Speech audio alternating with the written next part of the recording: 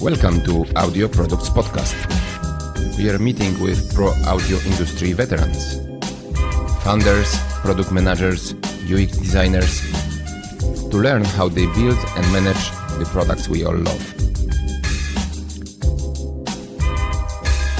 You will get tips how to navigate your career in audio and how to develop a successful audio product. From musical instruments through audio plugins and gaming middleware up to music distribution platforms or consumer electronics like headphones, mics, and even automotive speaker systems. Enjoy. Hey, Ross. Hello. Hey, good to see you. Thank you for joining the show. Oh, thank you. Thank you. It's great to be here. We've been trying to schedule this for a while, so I'm, really grateful. Finally, we can make it. Great. Ross, so maybe what we could do is just start by, you telling a little bit, you have such a extraordinary experience and you did so many cool stuff, so can you tell a little bit what you do and actually, what was your path in audio? Okay, yeah, my career path has been pretty interesting because ever since I was a child, I was very interested in finding out about electronic music, synthesizers, and audio processors. So it's something I fell in love with at a very early age. And so primarily my career path started in hardware, where I started working at Electro-Harmonix, as from the manufacturing floor, building pedals, learning how they work, and also studying electronics. So really, the backbone of my experience comes from that, hardware, hardware side of things. And with that, being part of developing a lot of pedals, I went on to work with DSP and modeling because that was the next logical step in where the industry was going at the time. Mm-hmm. And so I just happened to have the right skills to get into that. And, so I've been involved in modeling gear for a very long time. And aside from that, I'm just a fanatical synthesist. I really love acoustics and audio and sound design. So I've done a lot of work with sound design also regarding sample libraries and, with editing, acoustic sounds, manipulating acoustic sounds and electronic sounds.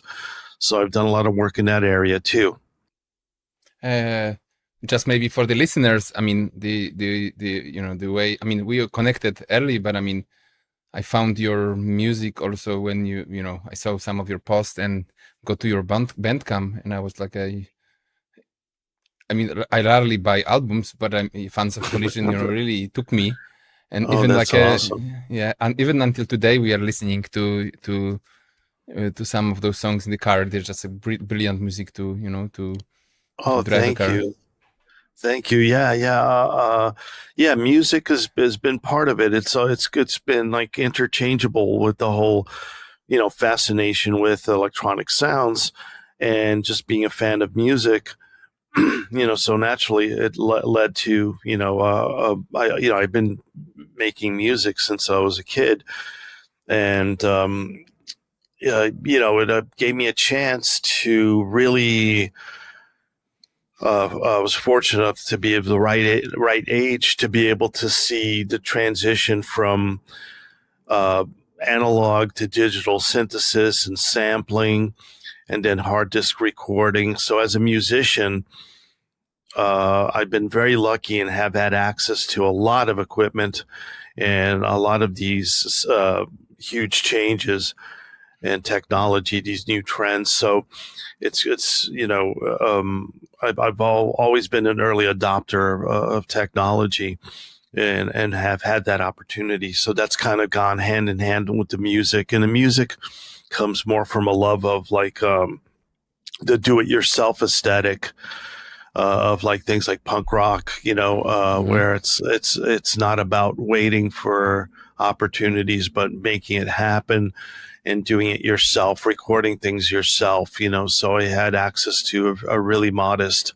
borrowed 4-track cassette recorder when I was a kid, or I would just record directly onto cassette and start making music like that, and I was fortunate enough to get into synthesizers when used gear was cheap. You can buy in the United States, you can buy synthesizers, use synths for very cheaply. So I had access to some very interesting gear. And can you say what's interesting? First synthesizer. Well, first keyboard I had was a Casio Tone, because that was the big thing at the time. And a Casio Tone was amazing because it had built-in drum machine, which I still love the sound. It's an analog drum machine. It sounds fantastic. It was a Casio Tone 403. And then after that, I got a used Moog Source, which was sort of like a mini Moog, but like it had a membrane panel. It was a little bit more simplified than a mini Moog, but it sounded really great, And those were really cheap. We're talking about at a time when mini Moogs were like $250, Wow. Yeah. So, my family, my dad definitely was a working class background. So this was like still, these were like huge luxuries, to be able to have this stuff. But then after that, I had an ARP Quadra, which is this humongous ARP synthesizer. I traded in the Moog, and I forgot how much more it was, but it was very cheap. It was probably like $500 or something for the ARP Quadra. And now I don't know if it's like, if they might be close to $10,000 now for, you know what? So it's insane.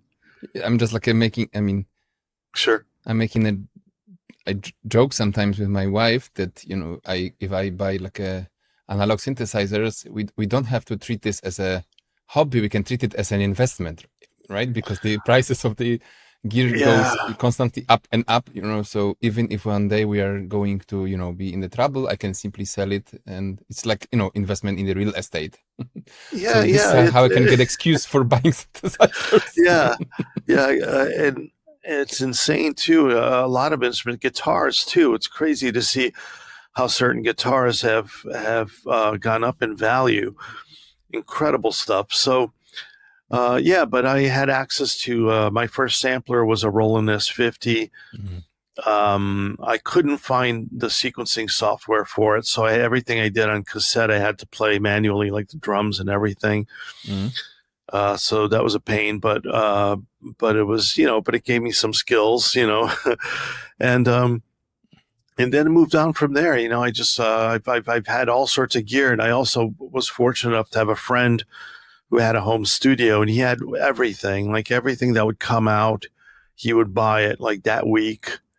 And so, like first a Kai hard disk recorder, he had access to that, and just like on the first, so I had access to that, recording all that. So it was an amazing opportunity to be able to learn on gear like that, so. And did you grow up in LA as well? Oh no, this was in New York. In New Mexico. Yeah. So there at the time, there were a lot of music stores, and you could find music gear a lot. It was a huge music scene, so you could find a lot of music gear, and rent was a lot cheaper back then. So people had home studios that were a lot bigger, and so. It was good timing for sure. So as far as that was concerned, and like I said, I followed really this more of a punk rock aesthetic of being able to,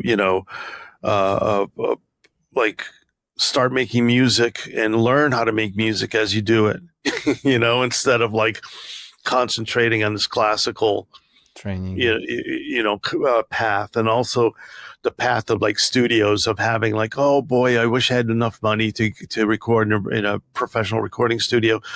You can't think like that. Nowadays you don't have to, but back then a lot of people did, and it held you back from doing music, because a lot of people would spend more time rehearsing, wouldn't play shows, and and would dream about having a record deal instead of just making music and getting out there and doing it.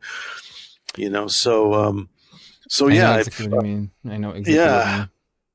And I also spent a lot of time in Brazil in my teenage years. I lived in Brazil, and Wow. in the town I lived in, we were the first, no, like one of the first like independent bands, because the only bands that existed were like dance hall bands that played covers, Mm-hmm. and ballads, things like that. So there's nobody like playing punk rock, So we were like an early.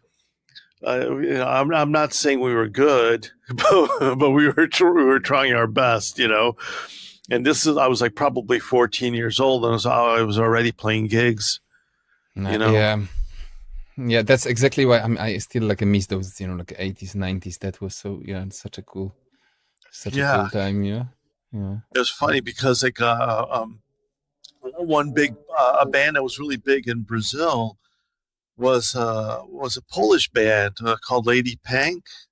No shit. Really? Yeah. They were famous there. Yeah. I mean, I only remember like I think it was Minus Zero. They had a hit called Minus Zero. Yes. Yeah, it was a great song. So yeah, we listened to that stuff. We listened to everything, all stuff from England and America and all. So it's interesting. It was great to be in a foreign country like Brazil, because you got exposed to music that you would not normally get exposed to in America. Because in America, the market is so saturated with American and English bands, but in Brazil, you would get to hear all these different European bands. But I still I'm sort of stoked. How come in Brazil? Like Lady Punk in Brazil. I mean, I used to listen to them. Everybody loved to listen to them. They're still like played in the radio. It's just one of the like classics here. Yeah. I can't imagine. Nobody ever said they made a career, or were known abroad. That's weird. I need to investigate this after the podcast. Yeah. I mean, it was just something we were exposed to. It was literally something that was played on a radio. This guy's actually amazing. I mean, the guitarist is like a super, how to say, great style, and I love, he still plays solo as well. But listen, did you play synthesizers already, or did you play, I don't know, guitar or some other instruments? You mentioned like a punk rock. I played, I played my Casio keyboard and the ARP Quadra that I had. And then the ARP Quadra burnt out. I had a problem with it, and there was no way to get it repaired. So I just had the Casio, and then I learned to play guitar. Now I never really took it that serious, but it did help me with working at line 6 and electroharmonics, and because they're mainly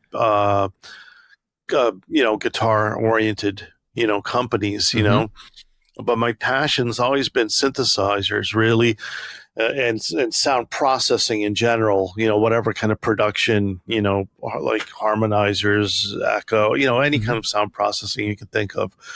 That's always been my passion. So can I ask you actually, how did you get hooked up, by synthesis? And you mentioned that from the early on you were, crazy about synthesizers and I mean, literally it was something that you'd see on TV once in a while and be curious, like, what's that weird organ? Like, it's an organ, but it's making these sounds that don't, like, and my brother, who's a musician, he's older, and he told me, that's called a synthesizer. And then literally I would go to the library and look for anything, any book, encyclopedia. This is when I was like literally like 10 years old. I would just go, my mom would take me to the library and I would get books. There would be books on musical instruments. And then my brother would bring home magazines that would talk about synthesizers, because back then even rock and roll magazines would cover synthesizers. So I started doing that. And then I started buying books on synth programming. There was a famous book I don't remember the name, but it was like, just this book that was around that taught you everything starting with acoustics. And so you can get the idea of like the fundamentals of sound and then how to translate that to synthesis. And that was instrumental. That's always been an approach I've taken, and I've collected books. I have a whole, I don't know if I can't turn the computer right now, but over here I have an entire like library just of books on acoustics and engineering, audio engineering and synthesis programming and all that stuff that I've been collecting since the 80s. It must be like, amazing library. You could, you can make a, like a museum of, or like a library. Yeah. There's a vintage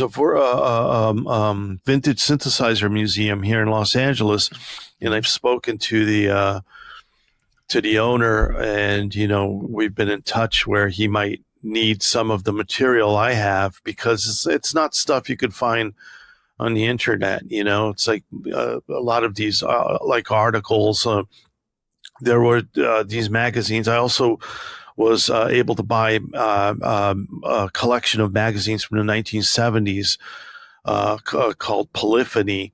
Very rare magazines that was for do-it-yourself hobbyists, people that built their own synthesizers in the 70s, because synthesizers were so expensive back then.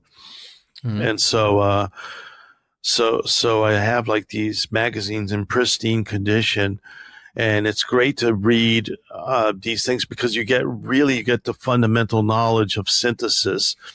And it's funny how some people start now with synthesis by looking at a plugin on a computer. I kind of feel bad for that's people's experience, because like you're not really learning from the ground up. It's kind of like you're learning from a weird level of like, and then you have to kind of start researching deeper and deeper into it. It's an odd way to find out. I know what you mean, but you know what I'm trying to, how to say, I feel like very similar like you. On the other hand, especially here on the podcast, sometimes I hear stories of people, like even talking about their children, or, some friends they have, like younger friends, they say, hey, that was actually, well, whatever works is what I'm trying to say. As long as you get hooked and, get in, it looks weird, but, as long as you can fall in love and study more and find pleasure in it, why not? Oh yeah, No, you're 100% right. That's true. And it's funny because you see a lot of people that they see it as a graduation from going to a plugin that can do 1,000 different sounds, additive synthesis, and polyphony that's unlimited and all this stuff, and they get super excited when they get a monophonic analog synthesizer, because there is something to it. There's something beautiful about knowing that you're manipulating electricity, that it's almost like an alchemy kind of thing, where it's your sound, you're sculpting the sound, and you have a limited set of parameters, and it's all about being creative with that, and then being musically creative on top of that. So it's there's something really cool about that experience, where sometimes I forget about, the hands-on experience, and knowing that you're manipulating electricity is so fundamental that a lot of times I forget. Like if I have a plugin that sounds like a mini Moog, I'd rather just use a piece of hardware that sounds like a mini Moog, rather than I'll only use the plugin for writing a song. That's how I usually write songs. I'll write everything with plugins, and then I substitute everything with gear if I have the right gear. So I might do a drum pattern with any drum, something that sounds like an 808 or something, but then I'll use something, like one of my drum machines or something to replace it with, and also effects processors. I like using real, effects rather than plugins, just because the experience of knowing that the sound is being translated into digital and then back into analog in all these different ways. When you study how analog to digital conversion works, there are all these different types of analog to digital conversion and digital to analog conversion. So there's all this coloring that happens, so, and it's kind of interesting because that knowledge has come from spending so much time with analog equipment, modeling analog equipment, like at Line 6 when I worked there, so many effects processors that pass through, my hands that I've had to analyze and model, that it's given me appreciation for what the hardware can actually do, and also an appreciation for how great the emulations can be, So sometimes it's like I'm opting for the real thing just because of the experience, just be able to interface with it. But the plugins have gotten amazing, That's true. At the same time, the technology has gotten really incredible. I was just looking across my shoulder because, as you know, I have this sequential over there. It's only too dark to show, but it's like a sequential prophet, just because of this like a huge appreciation for it's not that I'm like a analog versus digital, but I also like appreciate it so much, and I can I have also Big Sky reverb attached to it, like a box in the. So it's just like a wow. It's cannot be. I mean, sometimes I just like play. You just like play a few notes, and it's just like such a big pleasure. And you know what? It's also because nowadays everything is about screen, and I also like work in the software realm. So I spend entire days in front of the screen. So I figured at a certain point that in order to stay creative, I need to disconnect from the screen. Because I mean, also having, I don't know, I have like a native instruments, complete, I don't know, some of these larger bundles, and you have so many sounds and so many like beautiful virtual instruments, which I, by the way, love. But it prevented me from composing because, this is such a cool sound. This is such a cool sound. And then I just like ended up like playing different voices instead of just, using DAW as a recording device, and I recently trying to mostly go only with gear, also trying to buy some right now. I would like to actually spend some money and buy Roland TR-1000. But it's crazy expensive. But just for the sake, of not, so I can just play with knobs and with like a fewer screens, and I can just like experiment with sound rather than trying to like click through, like multiple menus and layers of the, menus, which is, sometimes very tiring. Yeah. And also sometimes, like for me, I don't want the temptation of loops, because there's so many amazing loops. Like I remember, this is years ago, I remember getting Reason, because Line 6 distributed propeller head software. So I had Reason, and the loops were incredible. So tempting to just use those. And that's what they're there for, but it's not really the approach I want to take. I like to imagine music in my head. I like to imagine a loop in my head and then try to create it, as opposed to searching for presets. Because I think that comes from just having to create so many presets in my lifetime that I need a break from that when it's my own personal music, I want it to come from a very personal place, because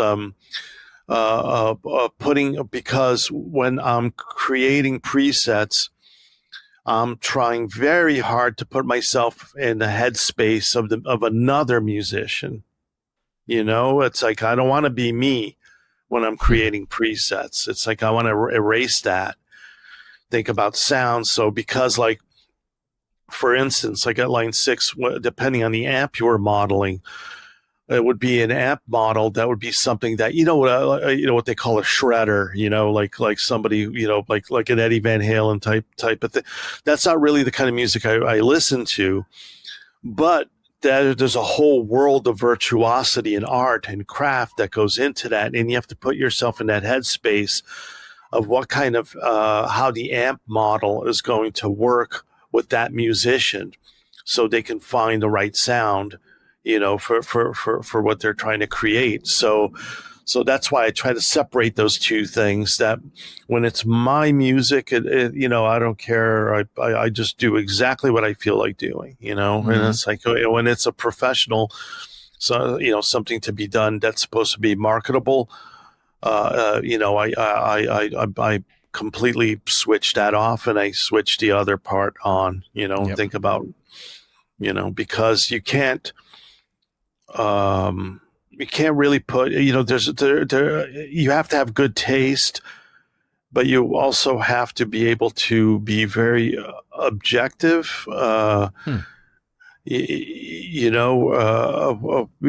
what you're trying to achieve, because it's like, again, it's putting yourself in that headspace, and what kind of, like, for example, like, I love funk music, but one of the things that we were developing electroharmonics was this pedal called the Qtron that was developed by this legendary engineer, Mike Beagle, who developed a lot of amazing pedals in the 70s that a lot of funk musicians used.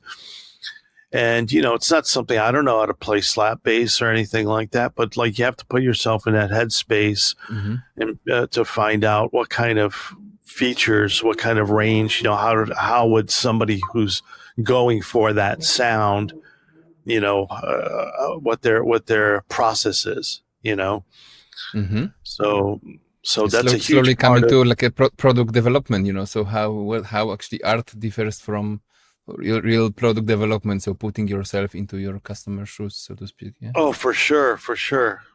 And you have to have people's inputs, their input. That's a huge part of it. So whatever I've developed, be it hardware or software, it's very collaborative, because you want people who play different styles of music to be able to try out, what you're developing, so you can fine tune those things to what the person is trying to fine tune it for the customer. Because if you can't work in a bubble with this type of stuff at all, because it's so flexible, when you have something like a Line 6 product that can do so many different amp models, it's for so many different genres, that you really need feedback, even as a sound designer, so never mind what the full on product management, how much feedback you need from forums and all that kind of stuff, to be able to really focus in on what the product should be. It's just that more of what I did was more in-house, because I've always been lucky enough to work with very talented people that play all sorts of different genres. And so it's great to get somebody in, from the office to play, a certain style of music, and then, take notes on what needs to be changed, from their feedback. And so you can iterate on the product, and that's true of hardware too, up to a point, obviously not like software, modeling, but either way, you depend a lot on feedback. Yep. Yeah, true. Listen, you already so maybe before I jump to the question I have, I just wanted to tell listeners that your Bandcamp account is in the description of the episode. So if somebody would like to listen to the Fans of Collision, he or she should check it out, the albums. Awesome. But yeah, I've got a lot of music that I'm planning on releasing, because I have music from the past 30 years. And some of it, a lot of it, has been fortunate enough that has aged all right, and it's worthy. I think it's worthy of releasing. So I'll be putting together some stuff, and I'm working on an album right now. So that'll be, I think, under the Fans of Collision name. So yeah, that'll be great if people are curious about it. I would really appreciate that. Cool. So listen, I mean, you already touched a little bit on this subject. Can you tell a little bit what you did in Electro Harmonics and Line 6? You know, it's just, I'm super interested in hardware. So, you know, so yeah. Sure, yeah. So like I said, like Electro Harmonics, when I was there, I was studying electronic engineering. It was a course called Electronic Engineering Technician. You know, so basically I was like an engineering technician at Electro Harmonics. So, but like I said, I started literally on the production line building. Excuse me, let me get a little water. No, I got it. Cheers. Yeah, you do. Yeah. So, yeah, like I was saying, I literally started on a production line building pedals. Like my very first day was cutting the power cord that went into the pedal, and then learning from there, putting together the pedals and all, you know, and then learning how the circuits worked.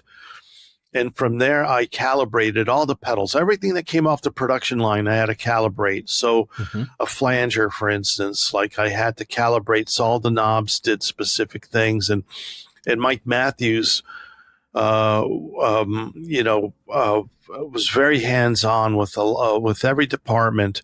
So he would come around and make sure that I was calibrating things the way he wanted it, because his point of view was that every knob should, like to use a Spinal Tap term, like everything should go to 11, you know, like everything should be exaggerated when you know, not like a Boss pedal where everything is like you know, tasteful.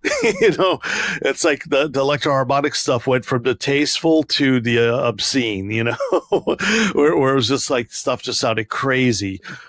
So it was interesting to calibrate the, you know, like the flanger, you know, went, you know, from these beautiful choruses sounds to something that sounded like a jet airplane, you know. And so, and a lot of the stuff that we were selling at the time was under the Sovtek brand.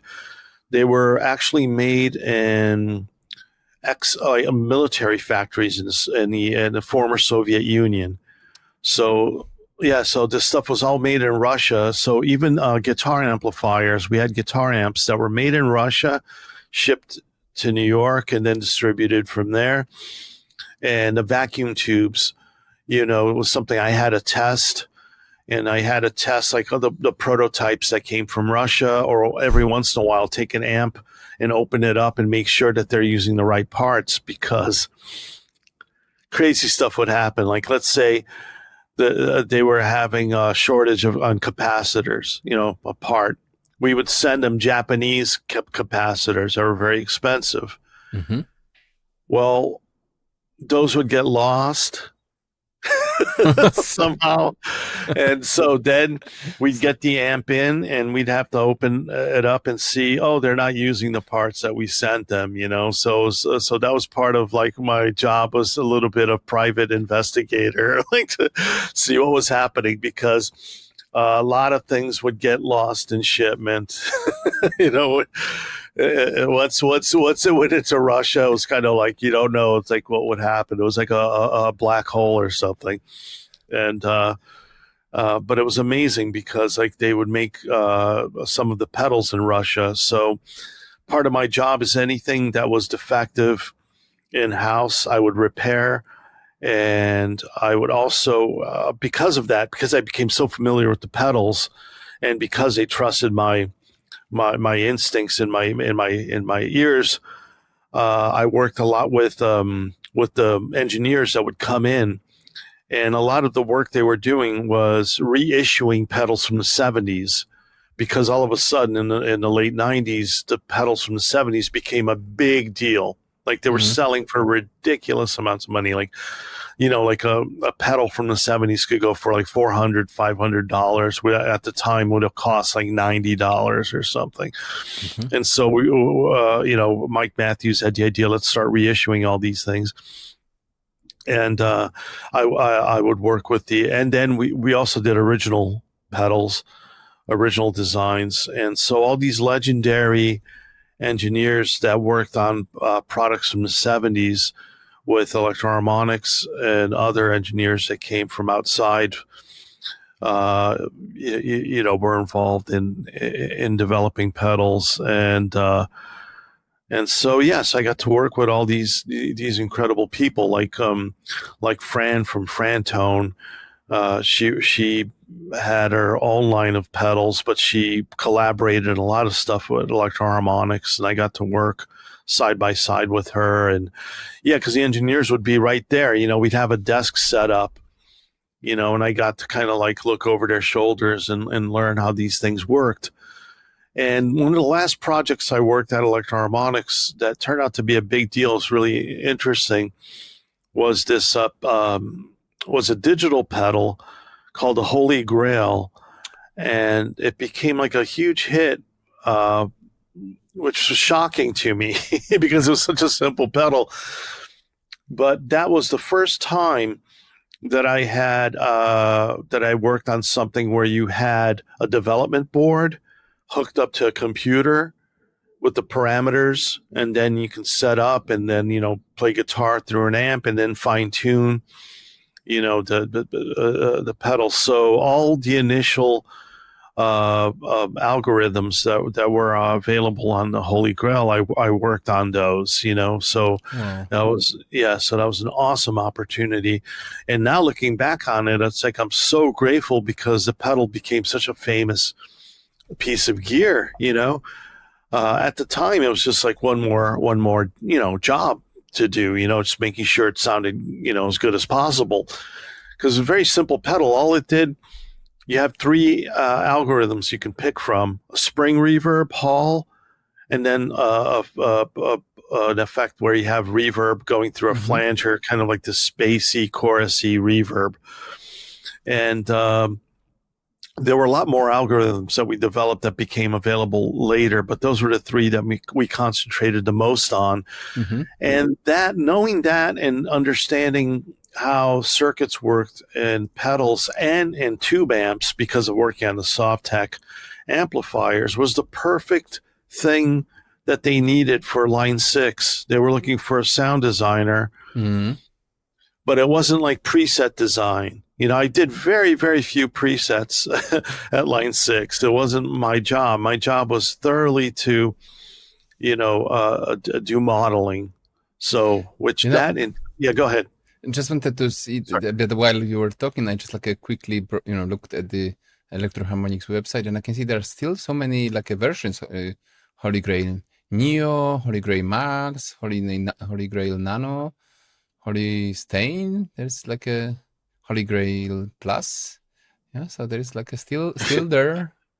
Yeah. The only one I worked on was the original one, and I think they just ported that DSP onto the other, so I don't know how different they sound, if they were tweaked, but I would imagine, since the original pedal did so well and people like that sound, that they probably didn't mess with the recipe, since it came out pretty good.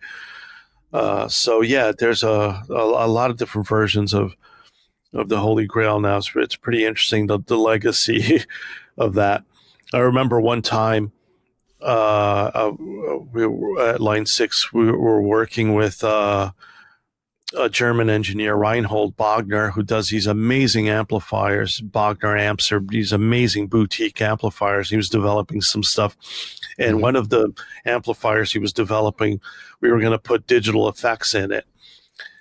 And we asked what kind of effect would he like on his amplifier, and he could bring in something and show it to us. And he said, I really wish we could get something that sounds like the Holy Grail. And then they pointed at me and said, well, this this is the guy. And he kind of looked shocked, like oh, really? So that was a funny coincidence. So yeah, so I got to work on doing the spring reverb for the Bogner amplifier, which was based on a similar spring reverb that the Holy Grail was based on, which is like a Fender Twin, or trying to remember, Deluxe maybe, a reverb. But yeah. So yes, as I was saying, it was the perfect experience that I had with knowing the circuitry and being able to have good ears and knowledge, historic knowledge and technical knowledge of processing and sound processors. And that really became my thing, because the head of sound design, Line 6, was an amazing guitarist, and he really knew amplifiers very well as far as from a player's perspective. But I came in with more the experience of like being able to look at the circuit and make measurements, because everything that we modeled was based on measurements from actual circuits. That's what I'm super interested in, because I know you were going to talk about the modeling of or like emulation, right? How do you call it? And yeah, that's such a, can you tell a little bit, how do you do, like a digital emulation of, of the hardware? It's evolved a lot, like years ago, you would kind of get like more of an impressionistic approach of how a circuit worked, a very simplified version. As time went on, each part became more and more sophisticated, where the measurements had to be more precise and more different types of measurements had to be done. So you're talking about going from the beginning to the end, beginning to the end of an amplifier in circuitry, because every amplifier, class of amplifier, let's say a Vox or a Marshall or a Fender, all these people were artisans. They shaped the sound by, it was a mixture of engineering in their ears, and musical trends of the time, So you get very, very different approaches on how these amplifiers work, and you really have to get in there and really understand the circuits and really understand the frequency response and the non-linearities of the amplifier. So as time has gone on, now it's to the point where it's very scientific, where you're literally measuring every single component and modeling every component. So you literally have a virtual modeled amplifier in DSP, because the DSP can now handle it. Where back in the beginning, like the early pod days, you would just have, some blocks, but you try to get as detailed as possible. And like, so let's say the tone stack of an amplifier, where you have the bass, mid, and treble, on an amplifier, you get an approach. You would, something that approached that back in the day. Now you're literally modeling that circuit, and then so you can get not only are you getting a huge difference between, let's say, if you're modeling a Fender or a Vox amp, but it's that specific Fender model, that specific amplifier that you're modeling. So it became very important for us, part of the job, and because I worked very closely with product managers, and so one of the things that the product manager would procure many candidates. So let's say if we were modeling a Fender, specific model of Fender amplifier, we would get the product manager, and we would listen to various versions of that. And then there would be kind of a vote to see which one of those sounded the best. And then we would take that and model that amplifier. So, it was very important to, same thing at Electro-Harmonix, when we would reissue a product, because back in the 70s, components, the value of components, there was a lot of variance in resistor values, capacitor values. So sometimes you'll get a distortion effect, a big muff, that sounds better for whatever reason than another one, that could be from the same year, because the component values, any aging also. Mm-hmm. So we would listen to a bunch of different candidates, flesh out which one was the best sounding one, and then analyze that to find out, that's something that Fran was very involved in. My part was more, just kind of a support, a support of that kind of thing, and listening and being part of that process.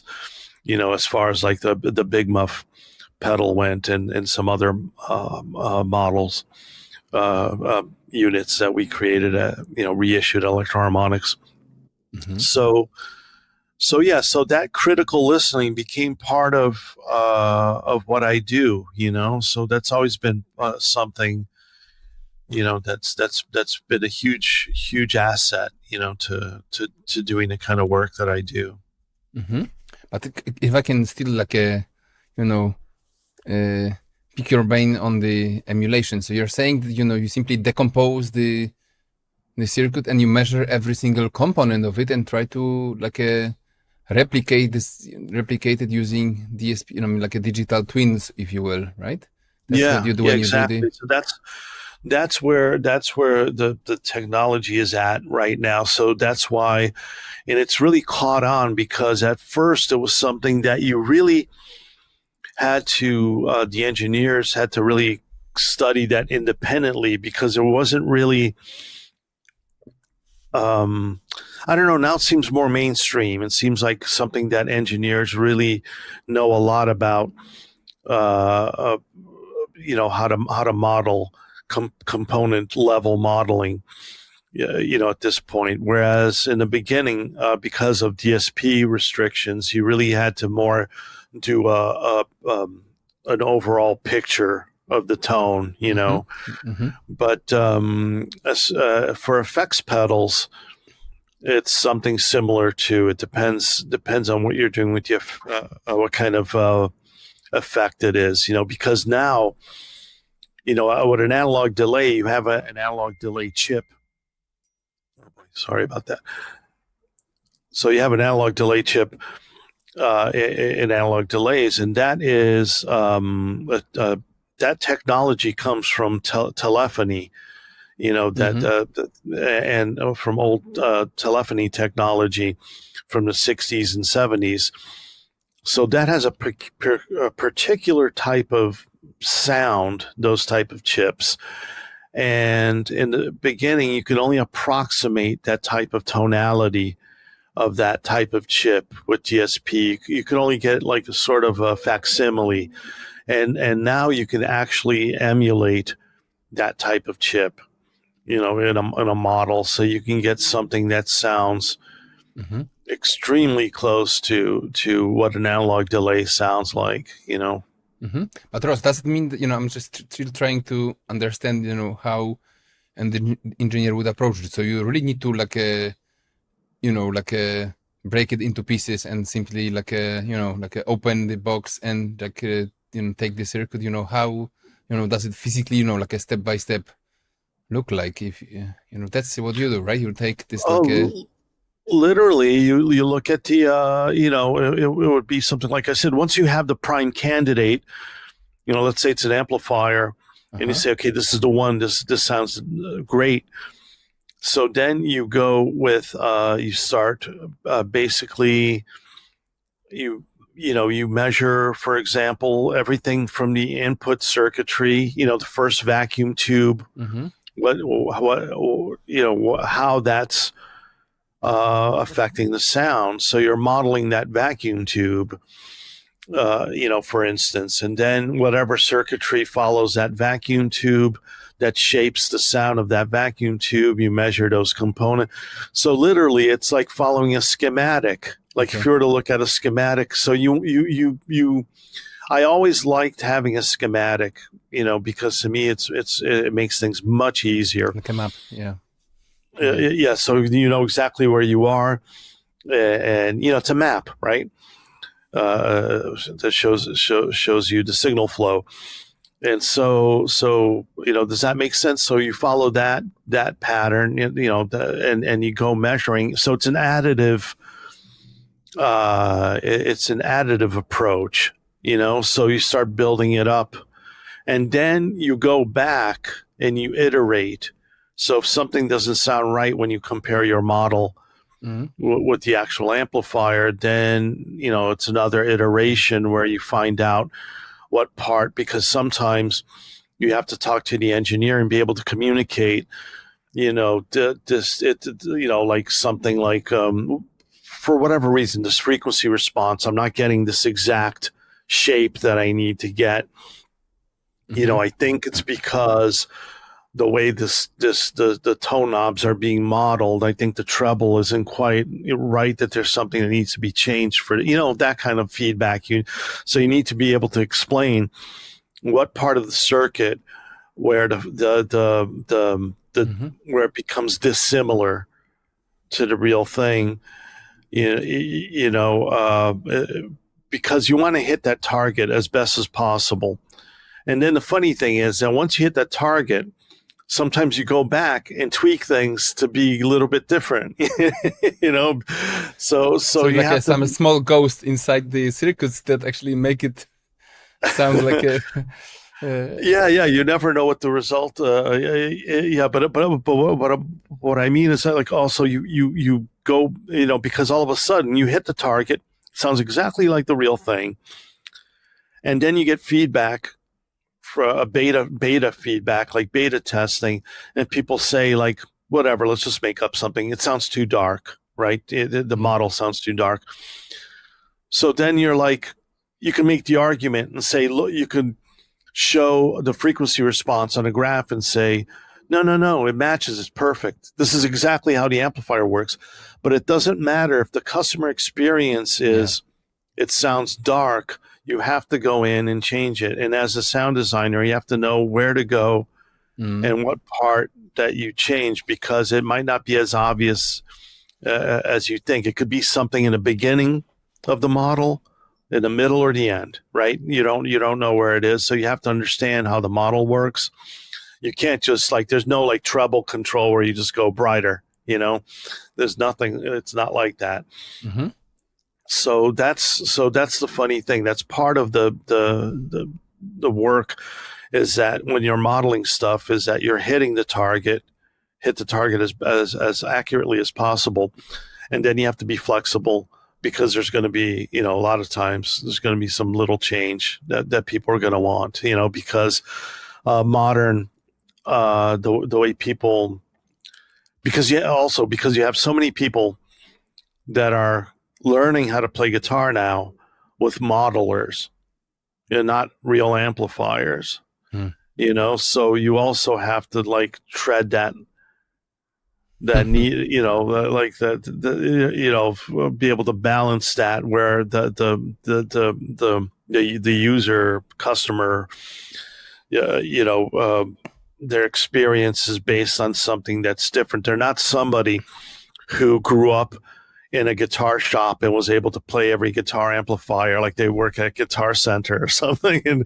they could play every amplifier and know exactly what something sounds like. So you have to, you have to know your customer. Gotcha. Ross, if I can have one final question on this one. I mean, specifically think of the, like a young engineers, or like people who's, like students would like to get into modeling, so how much, equipment, if I would like to do some modeling, having a lab, that will allow me to model some iconic gear, is it expensive? Do I need to have a lot of money in order to do such modeling, or this is nowadays with the current technology not that difficult? Well, as far as DSP goes, and as far as doing some simple modeling, anybody can do it. It's a lot easier to get into that, because you can actually do it virtually inside your computer now. So you can create, with platforms like Juice, things like that. You can create. Now the trick comes with being able, if you're going to model a specific piece of gear, you have to have an example of that piece of gear, and you have to be able to measure things. And that's where the lab equipment comes in, because a lot of my equipment, a lot of the equipment that I used for modeling was laboratory equipment, and a lot of it sometimes the electrical engineering team was very involved in that too, because one of the things you would have to do is, let's say if you're going to model a vacuum tube, you might need like a test fixture where you can plug in the tube, and that connects to a lab equipment where you can measure, do measurements on it, distortion measurements and things like that, transfer functions and that kind of thing. And so that's where it gets less accessible. It's not an accessible thing. But what's funny is the actual DSP part of modeling a vacuum tube and modeling all this stuff, you have access to it already. I mean, I don't know details because it's not something. I'm not an engineer, but I'm familiar enough with the this stuff that I know that nowadays there are platforms. You could do it in C++. And you have other simpler DSP development tools. Line 6 even had one of the big projects I worked on at Line 6 was the ToneCore pedals, which I had a lot to do with the development of some of them. Like it was a large series of pedals, distortion, compression, all sorts of pedals, and there were a few of them that I had a lot of involvement with the interface and designing the interface. But one of the modules that was created was a DSP module where it was a development module because the way it worked was like this. It looked like a boss pedal, but the little module that had the DSP in it, you could actually eject that, and put that in and interface that with your computer and be able to come up with your own effects. So you because you don't have to just model something. You could just come up with, an effect. You want to do an echo that does a certain type of thing, that has a certain type of features. You can just create that in DSP. So as far as that's concerned, like that's a lot more accessible now, to students and hobbyists. So it's pretty incredible. So you don't need to have like this. I'm just mentioning this was a particular product that Line 6 put out for a little while that a lot of hobbyists adapted and took. So what was cool about that is that you can burn the model into the module and then put it back in a pedal and use it live. So you instantly had like your custom guitar pedal. Nowadays, I'm not so sure, but I'm sure that their development boards, like the Arduino and all those kind of Raspberry Pi, all that stuff, that you can do things like that with. Yeah, it just like reminded me like that. I remember even myself, I didn't like work on any hardware product, but at primary school we had like a fundamentals of electronics, and we did some basic, boards with our teacher. It was such a, I'm not sure how about today, but I mean, it wasn't a technical school. It was simply like a part of the, basic curriculum that we had a technical class, and you had to put together, like a basic circuits and, actually understand how, to put like a schematics and that was such a cool thing. It's cool that you had that opportunity. If you were to revisit that now with what you know about audio, you'd be able to understand, a lot better, whereas at the time it's kind of like, why am I doing this exactly? I'm not sure, but But looking back now, I'm sure you really appreciate it. Yes, that's true. Listen, is there any iconic gear that you would like to see modeled? Like some emulation that you didn't see, but you would love to see? I love eventide effects, and sometimes they have great plugins, really great plugins, but it's not all the gear that they've ever made. I kind of wish they would make more, because the stuff that they did, a lot of it was very limited, numbers, and also it was very expensive, the stuff that they made, So they have an effects unit that's legendary, the H3000, and they have a plugin that emulates part of it, but not all of it. They've even made an improvement on it recently, where they've emulated more of the digital to analog and analog to digital converters, which is very important. A very important part of the sound of the H3000 is the converters, because that's something that people miss.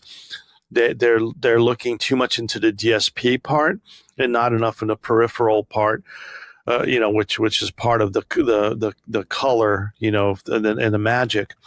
But there are a lot of algorithms in the H3000 that I wish they would that they would emulate the way it was in the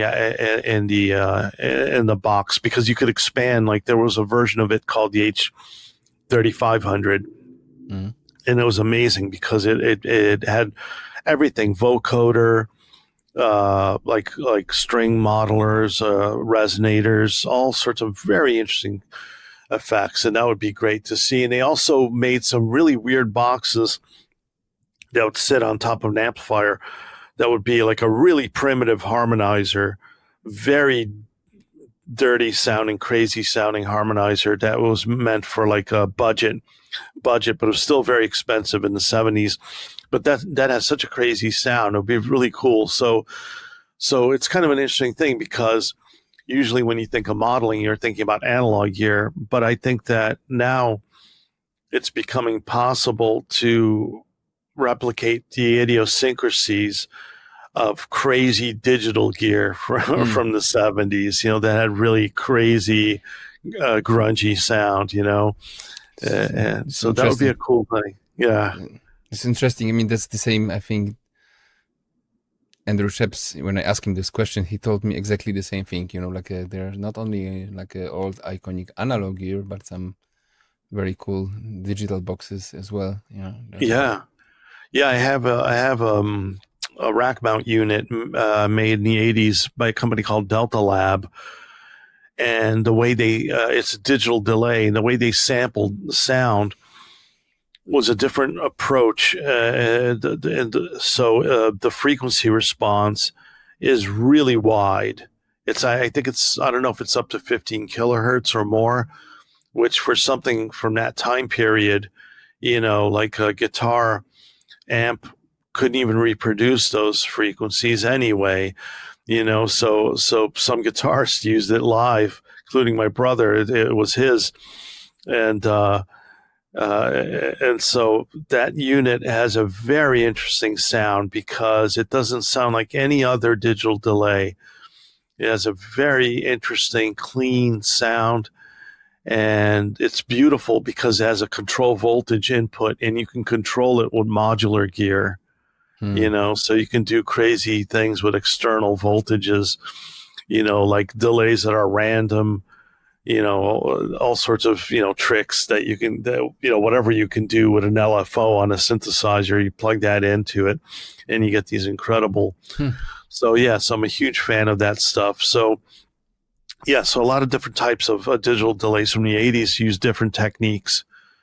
Use different techniques for encoding, decoding digital sound. So you get all these different kind of colorations in the sound. Cool. That's so great. And what is your favorite, gear? I know you have plenty of cool synths and not, and FX, etc. Can you name some? What's like a top 3? Well, one thing, it's funny. When it comes to specs, not necessarily the sound, but specs, there's a synthesizer from Kurzweil called the K5000. And for the time, it's incredible. It's like a desert island synthesizer. You can produce an entire album with it, you know, because the sequencer in it was so good. And you could sample your own sounds. And it had its own synthesizer engine where it could do all sorts of, in the new Kurzweils, it could do FM and all sorts of different types of analog emulation. So, like the Kurzweil stuff, I think is amazing as far as like an all-in-one, you know, if you're going to play live, you could do a whole gig with just one keyboard. I think that there's a lot of value in that and what they did, because they really, you know, they're not that hard to use. I mean, some people think they're complicated, but I don't think they are. I think they're very user friendly and they're just amazing instruments, you know. So that would be something as far as a desert island. If I were to pick one thing that I think that you can exploit, you know, explore and exploit, you know, because it's so powerful. But other pieces of gear, geez. Hard question. Yeah, it's a hard question. Currently, I have this synthesizer here is made by Kawai. It's a K5000. It's an additive synthesizer. It was the last synthesizer Kawai made, because now they only make pianos. And it's like the key bed is really amazing. It's like a luxury keys. Like the keys are textured, and it really has an amazing feel to it, and it looks beautiful. It's a really beautiful looking synthesizer, and it's additive. And the problem was that it came out at a time when it's hard to program. So the problem is you have to rely on presets, and the presets are very normal. You know, Hammond, electric piano, you know, some brass sound or whatever. But when you start with your own sounds, you know, I mean, it's complicated, but when you program your own sounds, it's amazing where you can go with it. It just has such a unique, crazy sound, like for textures and sequences, and it's wonderful. I love it, you know. So it's something that I'll bet you could talk to a lot of synthesizer players that if you mention the synthesizer, they would not say it's their favorite synthesizer because at first glance it just looks like a preset machine. Like it's just something that you go through presets and another Hammond organ, another, you know, another electric piano. It sounds like a DX7, you know, and it does that stuff well, but that's not the point. The point is when you create sounds with it, it's nuts what, you know, so I've really. Do you use it on your albums? Do you use it a lot on your albums? I haven't had it for long enough. I've only had it for a year or so. I've spent a lot of time learning how to use it, you know, because it's got like instead of the normal disk drive, it has this replacement disk drive that uses USB sticks, you know. So I've been filling it up with like presets, you know, and I've, you know, it's something that I plan to use a lot, you know, for my music for sure, you know, in upcoming things, because the stuff I have in a can right now that's ready for release is mostly stuff where I've used a lot of analog gear, where I used to have an Alesis Andromeda, which I don't know if you're familiar with, but it was like a huge synthesizer, a polyphonic analog synth. So I did a lot of work with that. And over here I have some Behringer gear. I love, yeah, I know a lot of people criticize Behringer, but I think their stuff is amazing. I just love their their gear.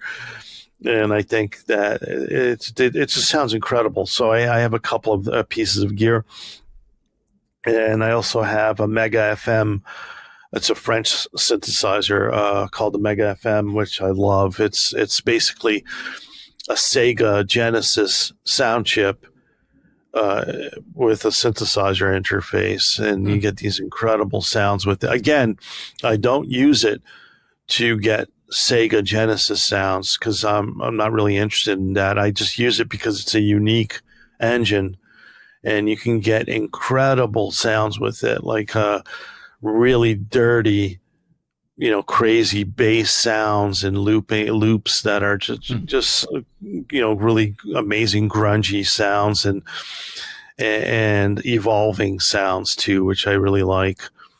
And currently I'm fixing a Korg sampler. It was their first sampler.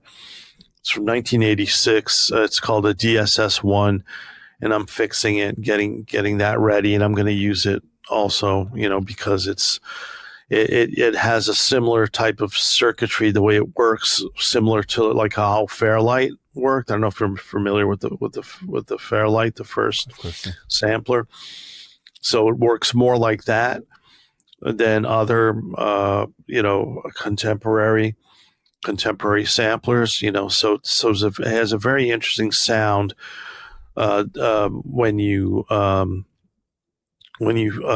do pitch shifting, when you transpose the sound, you get some very interesting artifacts with it, so it's something I definitely want to explore, because there's some really cool stuff you can do with that. Any more contemporary? Is there any like a more contemporary, something that was like released last year that you actually find interesting? Oh, that's another like a big Pandora box, Well, what I was saying, the Mega FM that uses the Sega Genesis chip, there's a new version of it now that I don't remember what it's called, but it's the name of the company is called it's called Twisted-Electrons, and they make one now with the same Sega Genesis chip, but it goes through analog filters. So you have this amazing mixture of like this crazy FM engine with analog filters. So that sounds really cool.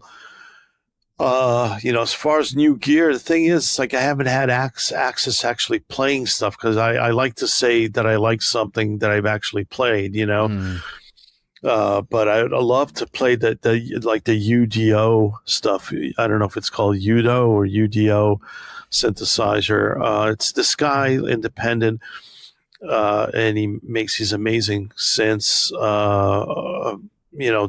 that are binaural, that have this interesting kind of like stereo synth engine with analog processing too, and they sound beautiful.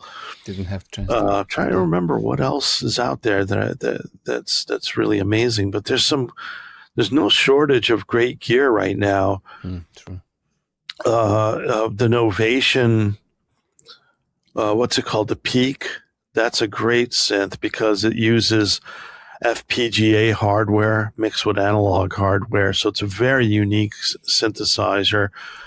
The Waldorf stuff is amazing. I love those synthesizers, their new stuff.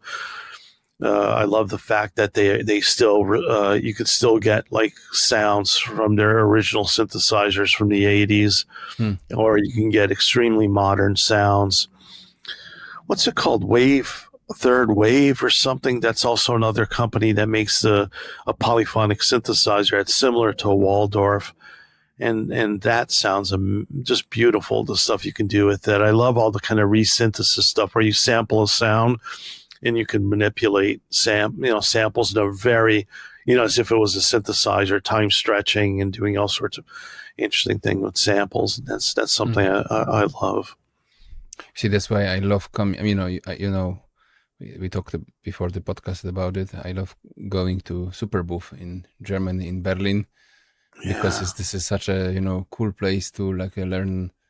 Meet gear freaks, but literally not only the big companies and big brands, but a lot of this independent or some really crazy artists putting together not only modular synths, but some really interesting like samplers and effects. It's such, and by the way, it's actually coming. It's in a month from now. Yeah, in a month from now. So I have this lucky that it's like a 4 hours, from where I live. So it's just. That's awesome. Yeah, to be so close. Yeah, just to plug a little bit, a friend of mine, Rob Rampley, he has a company called Media Overkill, and they make a soft synth called the Mini Rays, and that's an amazing synthesizer. What's the name of their flagship synth? Oh boy, I'm drawing a blank right now. We'll add it in the description, right? In the description of the podcast, yeah. So, but it's Media Overkill. And the cool thing is about their soft synth is that you have a version that's again like a soft synth that you can use as a plugin, but they also make a modular version that has ins and outs where you can do really interesting things with it, interface with your modular, and it's an incredible synthesizer. So definitely people should check that out. It's really cool stuff. And I had the pleasure of doing some presets for an update that they did recently, and it's a really cool engine for the Mini Rays, not the flagship synth, but the simplified one, which is a very, very complicated synthesizer, very flexible and very unique sounding. So, something that's kind of in that world of like soft synth and in that super booth world of like experimental modular gear. Yep. So I can see you're still doing sound design for synths, etc. From what you're saying, still. Yeah. It's been a while. Last work that I did was for Eventide, was for the H90 effects unit. I don't know if you're familiar with it, but it's an effects pedal, and I did a lot of work on that. Just sort of like, but more similar to like an engineering testing, type of thing. But I also came up with presets for that unit, so that was a really cool project because, like I said, I'm a huge fan of Eventide, so did work for that. And a little, yeah, that's the most recent stuff. That and the Mini Rays stuff. Probably forgetting something. yeah. Cool portfolio. Listen, it actually drew my attention is that you also went into product management side of the gear. Can you tell a little bit about it more? I mean, you're saying that you mentioned, right? Yeah, I mean, as far as product management. For example, I worked for a company that was around for a little while called Umlaut.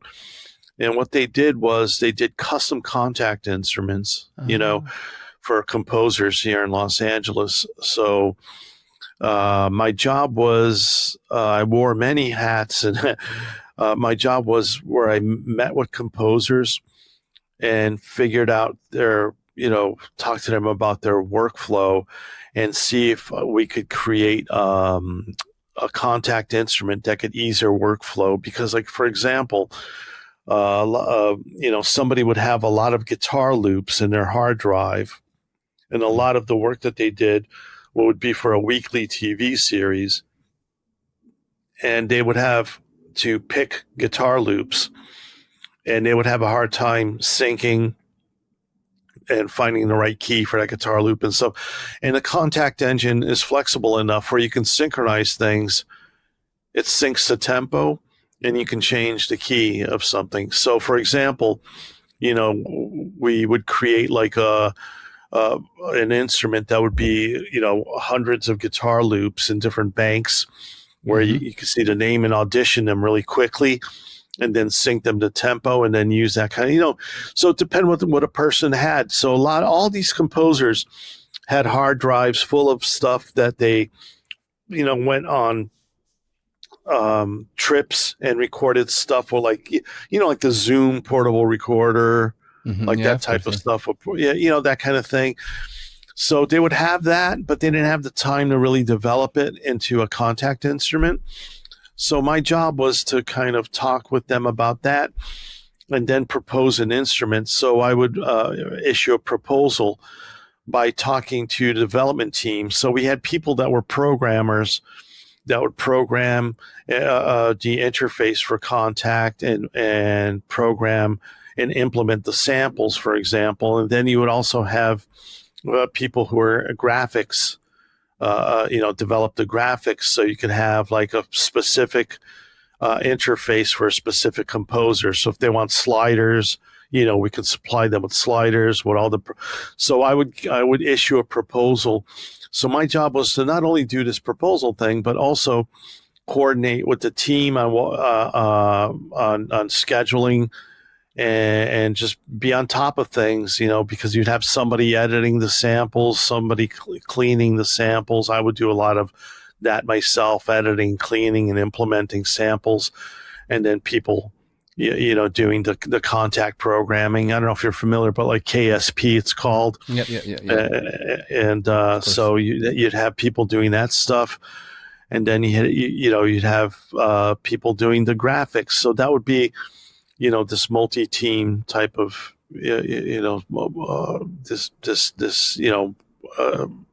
team you'd have to coordinate, and the deadlines were really aggressive because you're talking about the same day that you're giving a proposal to the composer, you're already in contact with the team and trying to figure out how, what the next step is. You're already working on the next step, and then you might have only a week to develop the entire product. So that job was great because the development cycles were crazy fast, because you can only imagine that to me. I work in software like all my life, so, to me, I'm always like more interested in hardware because, it's like a crazy fast, cycles and like a quick, like a feedback loop. It's just my, like a daily routine. Of course, I work right now on Pro Tools. Of course, the releases are, longer. We have right now more like a quarterly cycles, etc. But still, I understand that what you're saying, and now right now, even with the AI, the expectation to, to like iterate fast and just like it became even more, even crazier, I think. Yeah. So just like everything accelerates. So much. Yeah. It's I think that there's a lot of amazing potential for AI as far as sound development goes, especially for sample instruments, but to me, it's like, I feel like that the emphasis is too much on taking the fun part away, the creative part away of what everybody does, and it's a shame. It's a shame that that's the emphasis. Like I don't really understand it either. I mean, honestly, we talked about before the podcast. I mean, I completely don't understand this. Why? You want to take it's actually what is the most. I understand that some of these people, like Suno, right? The CEO of Suno. I once watched the video and I couldn't believe. He says, "No, there's no fun in making and composing and mixing music." And I said, what the fuck is he talking about? It's just like, where is he from? What planet did he come from? Right? I don't know that you would see that as not, I can't relate to it, so I imagine, I think he said he's a musician. I think I saw like in the background that he had to get guitars or something. So to me, it's like really surprising that somebody would say that, because I could think of like where AI, music prompt, generated music could be useful for background music, for something very generic, but for actually something that you would consider art or like a work of art, is. I just don't understand it, to do an entire thing, in AI, it's just baffling, But you know what, let's be honest, I think these platforms like Suno or Udio, they're just more like this kind of generic music, stuff, it's just not for, Of course. Not to offend anyone, I can understand that. And I heard the stories where people like, how to say, fell in love in making music just because they experienced for the first time, something came from their idea, and they say, hey, I need to, go deeper, and I don't want to make it generic. I want to experience this on a deeper level. But so I can understand this could be like a way where people, could find it as a way into art. But to me, it's mostly like some kind of, I do it sometimes. I make funny, stupid songs, teasing my father or my brother, my father, was always very strict, and, always when I was a kid, he was put your shoes, in line, and, clean your room. So I'm just making him songs, can you, just to pull his leg. But I don't find any other solution, any other application for music like this. It's just for fun, some kind of. Oh, I would be terrified. I would be terrified of making a song in AI and to me lying and saying it's my, you know what I mean? That it's my music. I mean, I understand what you're saying, where it's it's an idea, and it's just fun to see what it comes up with, But the problem is that all this stuff is trained on in order for it to work, you have to turn it into an algorithm, turn the creative process into an algorithm, and you can only get generic with that. You can only go in a generic direction, with that. So because you have to feed it the most generic music possible, because anything else just throws it off, and it's how many times have you heard, or when you're writing music, that you played the wrong chord and you're like, oh wow, that's awesome. I just it's somehow it's just something comes up, and it's and you play the wrong note, sing the wrong note, whatever that is, and it's and that becomes the chorus of the song, the main hook. Sometimes, when you're looping two sounds, something will be in a different key by mistake, and it just turns into this weird thing, dissonant, but it's interesting, and it's so to me, that discovery is such a huge part of it. And the way I look at it is that, this is a little bit philosophical, but everything is a filter. So in other words, you have an idea in your head, but then you try to play it, let's say on a guitar, but your fingers are kind of filtering that idea, and something a little different comes out, not exactly what's in your head. And so, you know what I mean? The guitar might be a filter too, because the guitar doesn't sound exactly like what you're hearing in your head. And you kind of have to know how to go with the flow. It's like a feedback loop, So you imagine something, you try to play it. Somehow it gets misinterpreted. And then you kind of use that as an iteration of the idea, So that whole process to me is magical, because how many times that you go up to a synthesizer and you have a sound in your head and you're thinking, I want something like this. And then it's all to me, it changes, most of the things is actually by accident. Most of the things is actually I come up with by doing, never actually by thinking. It's in most cases, honestly, I don't even have an idea in my head. I just sit down and start doodling, and this is interesting. This I will follow this because this is something that makes me feel excited, and iterate on it. And it's yours. It's yours. It's you. It's so that's what I mean. Like everything's like a filter. So you might want to do a type of thing on a particular synthesizer, but it doesn't have the right parameters that you want to achieve that sound. But it has other parameters, so you end up veering a little bit. So it's like, it's it's part of that. It's part of that feedback loop. So you don't know where it's going to end up, and the song never ends up where you thought it would.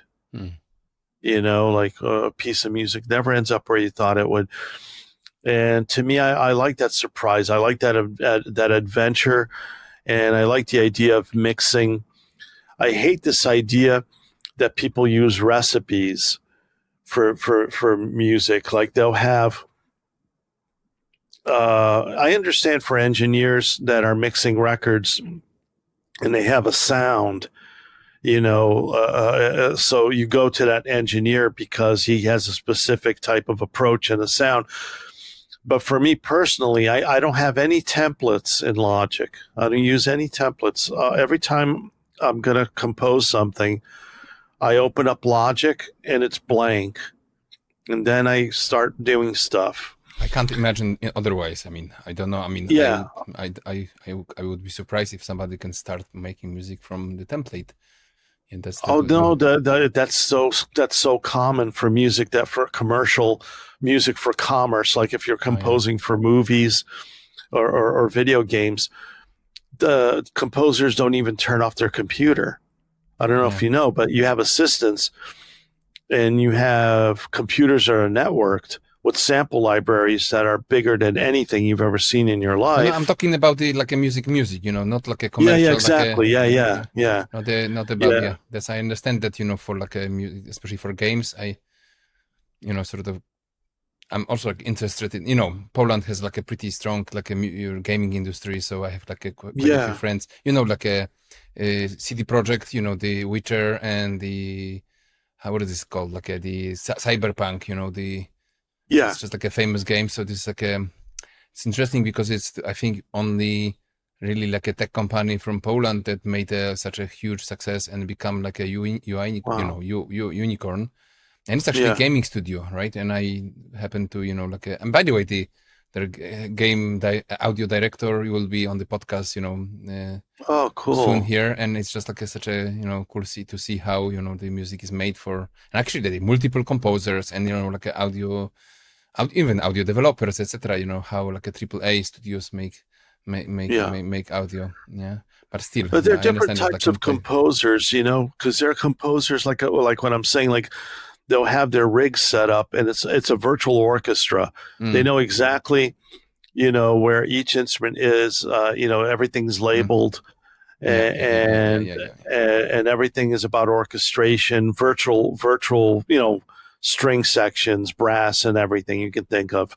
Then I've met a lot of composers that are definitely more creative from scratch, like where they have huge collections of modular synthesizers and stuff, and they start experimenting with that type of stuff. So it does vary, but it's funny to see how some people are attached to those, those templates, and I think it depends on the person, because I think if somebody comes from a classical background, they're going to be attached more to templates like that, Yeah, because orchestra, you have like sections, and you simply like a play like with section, and you sort of compose. That's how you think, Whereas people that are more like electronic music oriented, it's like you might, be thinking, more in abstract terms,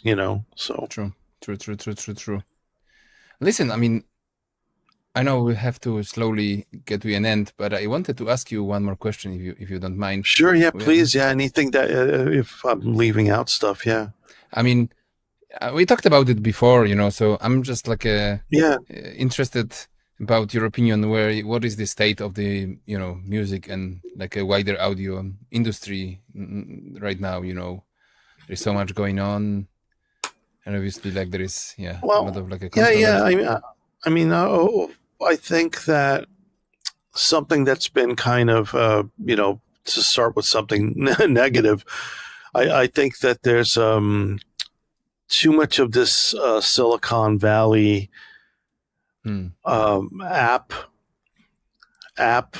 based economy. I think we live too much in this thing about where we were talking about software iteration, how fast it has to be, and it's all this management style that comes from Silicon Valley, that agile methodology, and I think that it can get in the way of being creative because you have such a formulaic, where people are chasing that valuation, where they want, to sell their company. It's almost like they want to make something to sell it and just make a ton of money on it.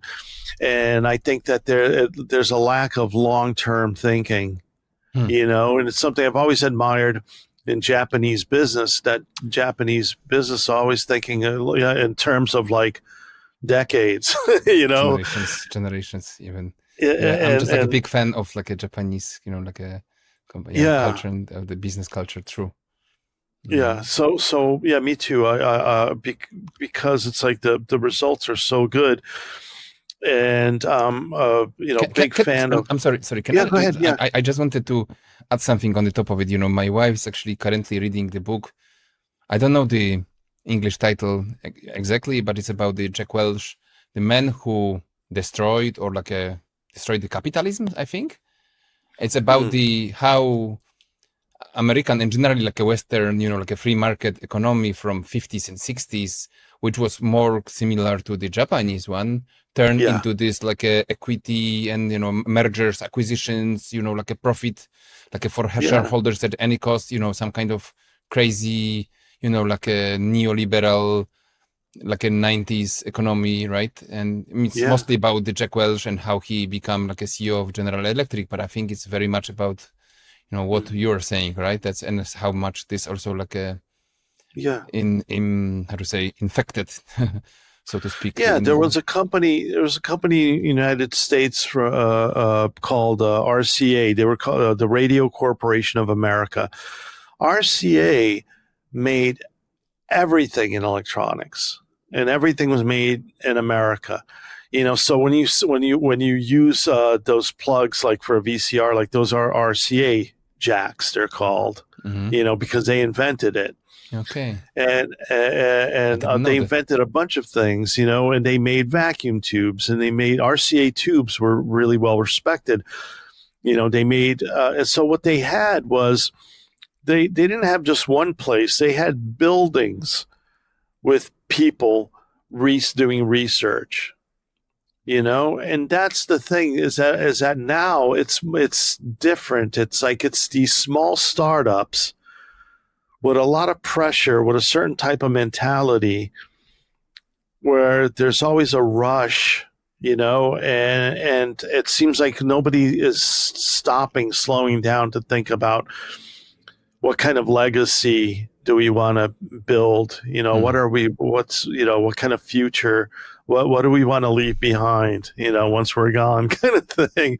And I feel that that's affected the musical instrument industry. I think another thing was this idea of outsourcing and exploiting third world countries for manufacturing, like lesser developed countries, so-called, because China's definitely surpassed them. Isn't that like a double-edged sword? Because, a lot of those countries, listen, Poland nowadays is doing pretty well, but going after communism from, like in 91, I was just growing right in the early 80s and seeing from, transition from the communism, and a lot of investments from, from the Western countries. It actually was like a win-win situation, right? I understand that it's just like how to say, currently it just turns against a lot of the companies because, or generally in economies, because China, because it grew so powerful and they were just humbly learning how to do things and manufacture things, for pennies. But I think, also when I look at India and even my country, there is so many people who learn from experience in entrepreneurs and businesses that invested here, and they're just setting their own businesses. And right now they buying companies like on the West. Yeah, so like German companies and English companies. Oh, right? No, it's great. That's an awesome thing. I mean, I think it's awesome for China. Well, what I'm saying is that it was a loss for the U.S. to outsource those things, because what happened is that the manufacturing technology in China not only caught up with the United States, but it surpassed it. So how do I explain?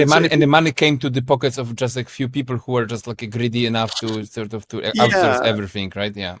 Exactly. So you don't have companies that are large enough that are doing research and development in America, and where you would need more people. Like nowadays, it's very easy to just be an engineer with an idea. You could do the PCB layout in your computer, order something from Taiwan or China. They'll send you the circuit board. You test it yourself, and then you find a way to package it and manufacture it in China. And you basically have a company where it's just like a couple of people, so in a way it sounds like, in my opinion, it sounds like it democratizes. And in a way it does, but in a way it disenfranchises a lot of other people that could be involved in that work. Because for example, if Electro-Harmonix was doing things, back then, the way we do things now, I wouldn't have gotten a job there, because they wouldn't need, like they wouldn't need the production line. They wouldn't need a person like me to check. You know what I mean? It cuts down on so many. So where, me being there, I was able to contribute to so many products and be part of the team and work with really interesting people. Same thing at Line 6. Line 6 having like a couple hundred people, working. And they used to manufacture everything in the United States in the late 90s, early 2000s, So I don't know. I think it becomes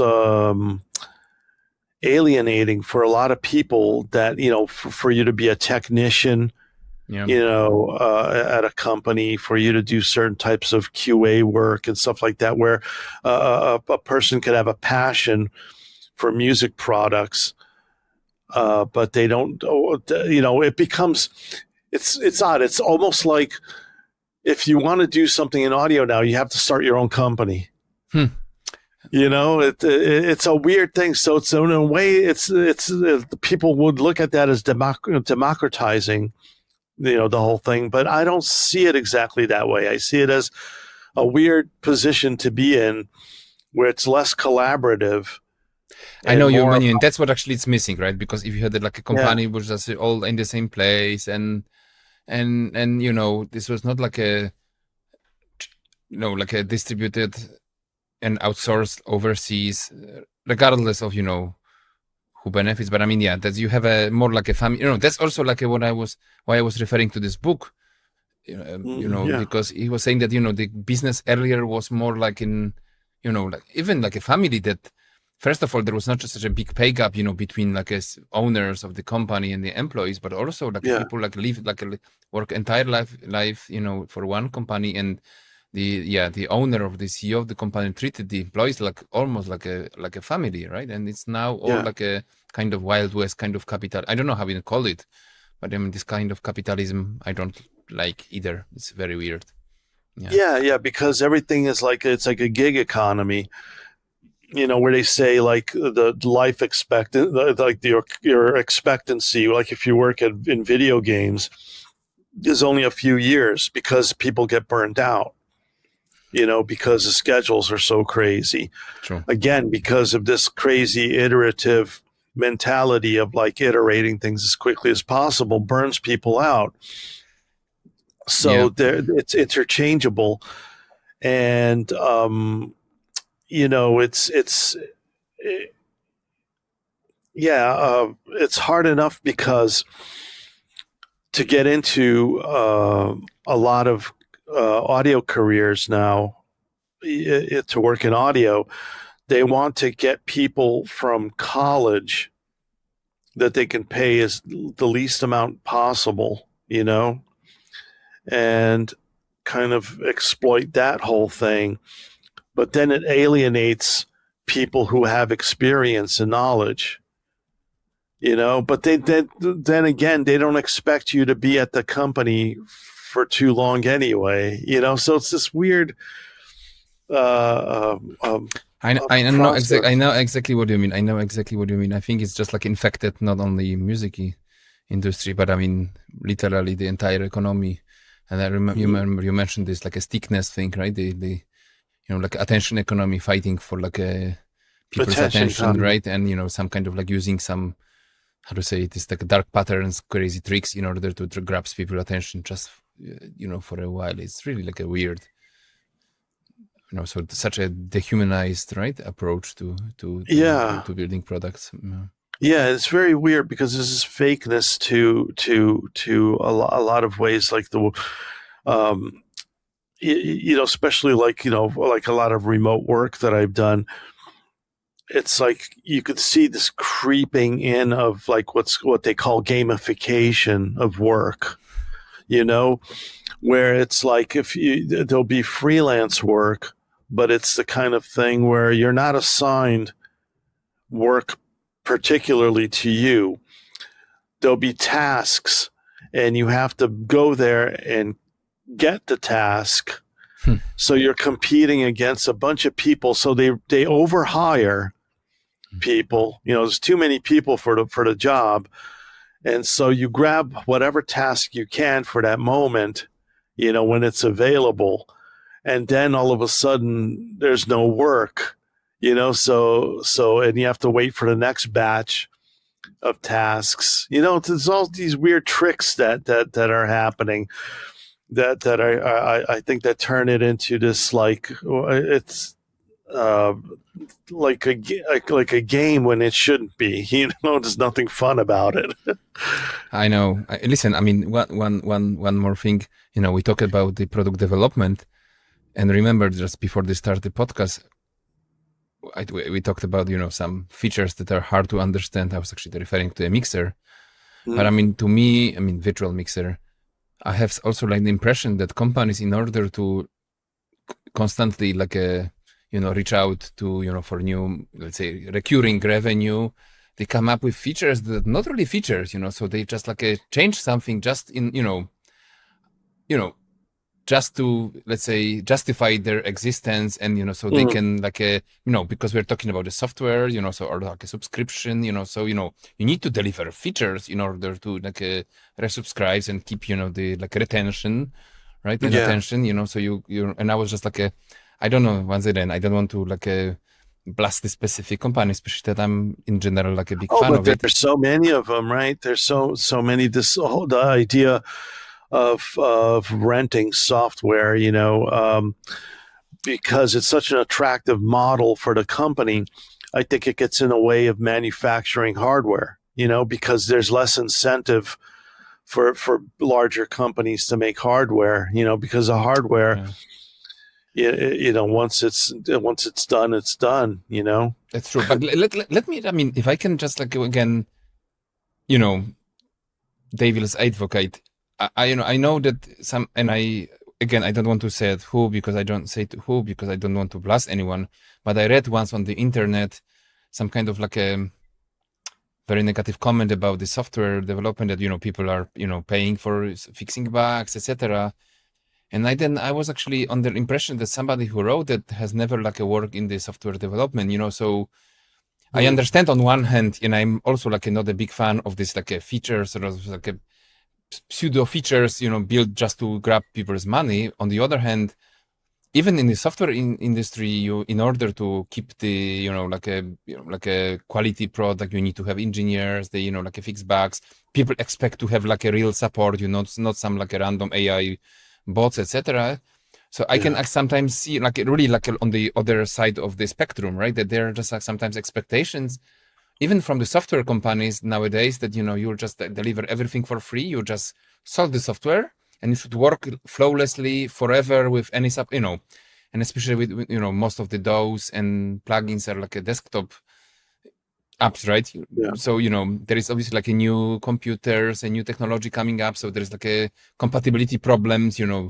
I recently had a funny problem because like a Mac OS update included built-in voice isolation, which I didn't know, and I was just recording with like a voice isolation enabled, and it just like a filter out the entire like vocals on and like the entire so there is somebody has to like do all this like a testing, and even in the software realm sometimes but I mean I know it's just on the other side of the spectrum. I understand in principle what we are trying to say, and I completely agree that I can see sometimes some features are not really features and they're just built, you'd redo and like a redesign, just even like a good products just to sort of justify your existence, and like can we make a like a new bunch of, and the same with plugin industry, like I don't want to sort of shit in my own sort of bed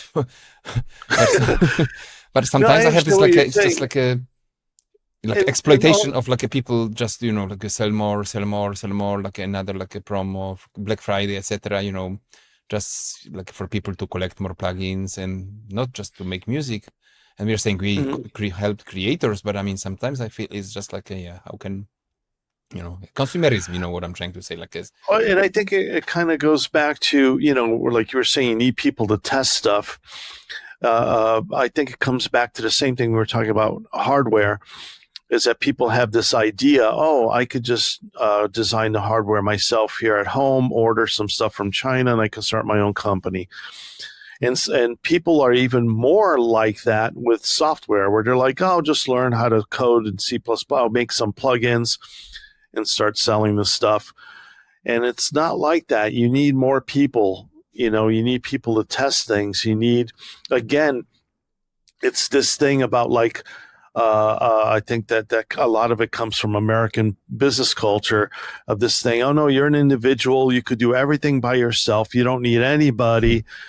And it's not really like that. You need people around you. You need to have a team of people around you to be able to make great hardware, and also to make great software, to be able to like you're saying, when you do an update, it's something that you've tested thoroughly. And sometimes I think to cut corners there isn't enough time or enough people I imagine that's happening because so many companies are so small now, that I keep thinking like, well, how do they do all that stuff? It's like there's so much, just customer service alone is such a tricky thing, Absolutely.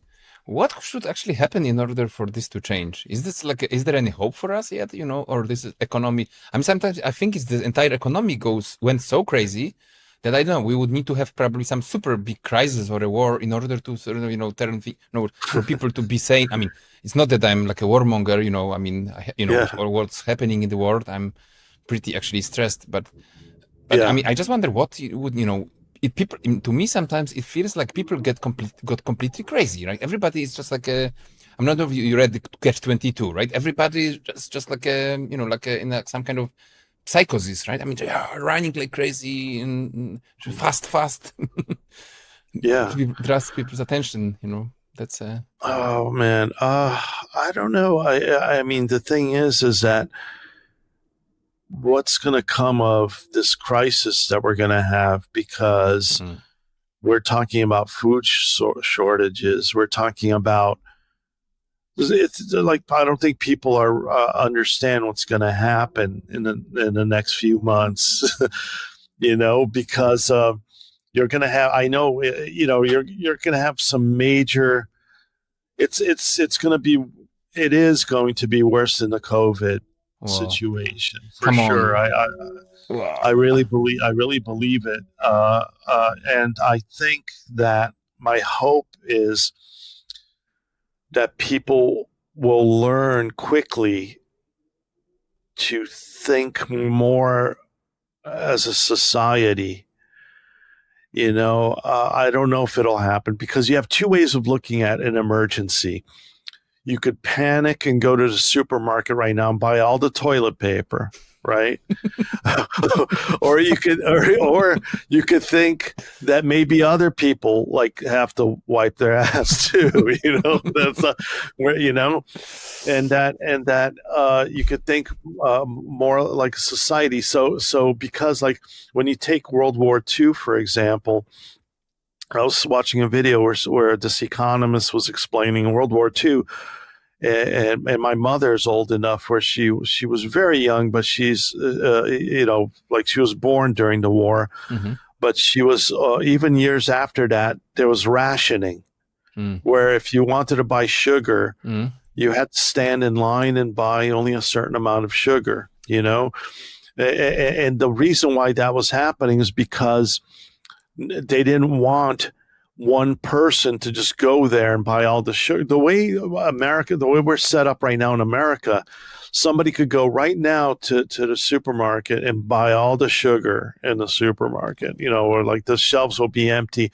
Well, when COVID happened, I remember. I don't know what was your experience, but I went to the supermarket to buy bread. There wasn't, like in America, I'm sure everywhere is like this now, but it's like, it's not like you just have a section for bread in the supermarket. You have an entire aisle of different bread, right? To go to the supermarket and see that empty is the weirdest thing in the world. Like, and I remember going and seeing that entire section empty within a day or two. People carrying panicking completely. all this shit, and so I don't know. I think that people, if there was rationing, if we have shortages for certain things, I think somehow, yeah. You reminded me that I was born in 1979, so I was still brought up behind the Iron Curtain, and I remember myself rationing, and we had we got these special talons, coupons, so you could buy, let's say, a pair of shoes for a quarter or a year. You could buy a butter every, let's say, one box of butter a week or whatever, and then people were standing in lines. Literally, my parents, they were standing in line entire night in order to get a piece of meat, because maybe if you live in the country, you had your own farm, you could just get the meat because people and you are just, or you have your own cattle. But otherwise, if you live in the city, you had to stand in the line, and and there was a rumor there would be a delivery, so people were standing in line literally all night. But I mean, the funny thing is, it wasn't like today where people are so angry and, so, how to say, aggressive and against each other. But, they were just they were just creating a line committees. So you can, people just standing with friends, or, somebody was a standing line. So for others as well, there was a huge sense of, a belonging. Even people who didn't, get along very well, I don't know, politically or a religious, beliefs, etc. Everybody were together, so there was a common enemy, the communist regime, and everybody, the society was so united, right? And actually, I think when we just entered the market economy in 91, 89, first of all, first free election, and then 91, really everything, was collapse of the Soviet Union. And they just Soviet troops left the country.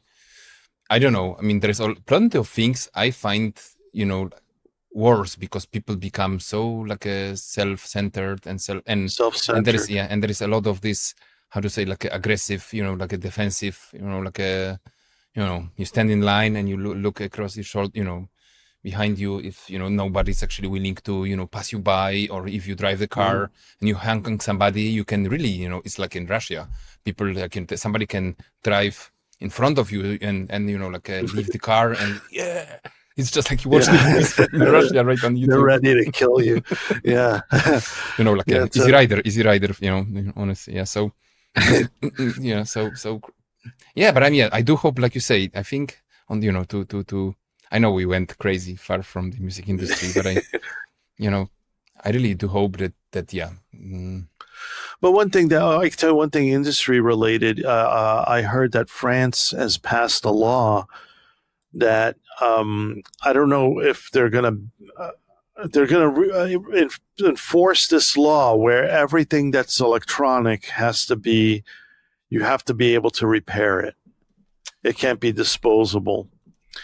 And I think that that's the kind of steps we need to take as a society, that there shouldn't be this crazy race to iterate things so quickly, for computers, like people, they shouldn't have to buy a new computer every year or every 2 years. Yeah, you remember the phones, right, with all the replaceable batteries. It's all right now completely and like old Nokia phones, etc. They were all you could just replace the battery. Right? Just replace the battery, yeah, exactly. And now it's like, I remember my iPhone just started heating up to the point that it looked like it was going to catch on fire.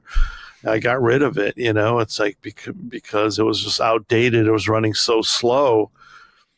And so it's that built-in obsolescence, so I think that that's part of it, that there has to be more a societal change in that sense, of nurturing things in a slower manner, and developing things in a slower manner, and having things that last longer, as opposed to this, making things disposable. Beautiful. I mean, you can see even with the Ableton. I'm not sure if you saw the Ableton Push, but I mean, the the controller for a live, and I mean, there's also a standalone version, but it's actually, you can replace, I think, I'm not sure, it's already a modular, you can remove, I think, the power supply, I think add some memory, if I don't remember correctly. So it's actually in the spirit of what you're saying. It's, it's already and it's a French product. It probably has to be German. I think German. No, Arturia? I mean, Ableton. I mentioned about the Ableton. Oh, I said Ableton. Oh, for some reason I heard Arturia. Okay. Oh, okay. No, I haven't seen that. No, I was thinking about the Arturia has a new controller. But no. I meant Push. This it looks like a. Like for controlling Ableton. Yes. Like the pads and everything. Yeah. Mm-hmm. Oh, wow. Because those are usually disposable. So that's why I was so surprised, and actually it's coming, So yeah, I think thank you for that's great inspiration. I'll just make it, maybe in the podcast I'll just make what shall we do in order to make it more sustainable and slow. This can be nice, a theme. Yeah. Yeah, for sure. It's a good theme. Yeah, because it would be it's better for all of us, creatively too, and just be able to, not feel like you're making products that are, disposable, that people forget, True. There's a reason why people still use 1/4-inch jacks, I love that. The quarter inch jack is what, over 100 years old? Is it all that all? Yeah. That was invented, I think, by the Bell Laboratories in America. So the RCA jack too. The ones that you see in a VCR. Mm. Those are almost 100 years old also. So it's cool to see stuff like that still being used, and we're and that doesn't mean you can't be innovative. True, but a slower economy with the more a feeling of the belonging to. Yeah, that's a good one. Ross, thank you. That's actually a nice optimistic conclusion. Yeah, that's good. Appreciate this conversation. I mean, I could go for another, but it's already a middle of a night here. Thank you so much. Cool. And I hope we'll be able to catch up soon. Some maybe at NAMM or many other show, but we'll. Yeah, I hope so. Thank you for listening to this episode. I hope you liked it. You can find us on Spotify, Apple Podcast, and of course on our YouTube channel. Make sure to subscribe to it and hit the bell, because we publish a lot of interesting videos there, not just the episodes. You can also become a supporter and get premium content like additional reading, unpublished videos on our Buy Me a Coffee page, linked in the description of this episode. See you in the next one. Yo.